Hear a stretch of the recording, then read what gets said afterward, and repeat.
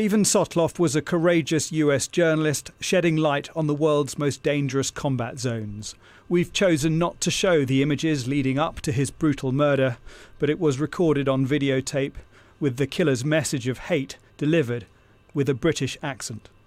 I'm back, Obama, and I'm back because of your arrogant foreign policy towards the Islamic State, because of your insistence in continuing your bombings in Al-Merli, Zumar and the Mosul Dam, despite our serious warnings. You, Obama, have yet again, through your actions, killed yet another American citizen.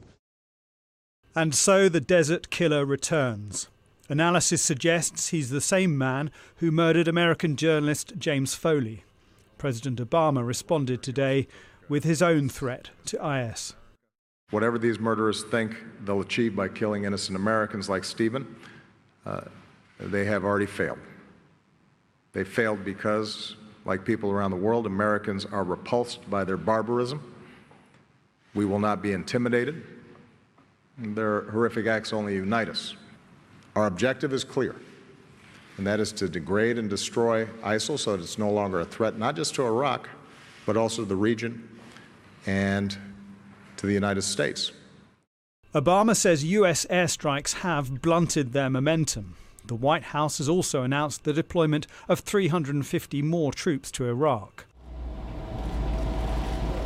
But what action from the UK government? David Cameron is acutely aware that not only does the killer seem to be British, so too is the next potential victim. That is the threat given at the end of the IS videotape. And this was the Prime Minister's reaction. All our thoughts are with the British hostage and his family.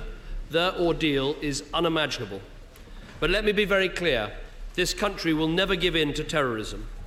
Our opposition to ISIL will continue at home and abroad.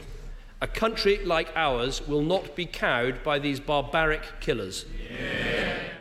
After an emergency Cobra meeting this morning, the Foreign Secretary said all forms of response are up for consideration to try to counter the Islamic State threat.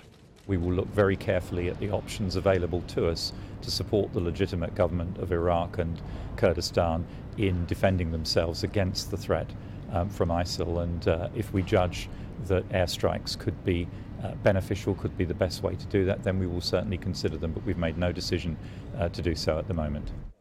The Prime Minister was in Wales this afternoon at a defence factory ahead of the NATO summit, where this issue will be top of the agenda.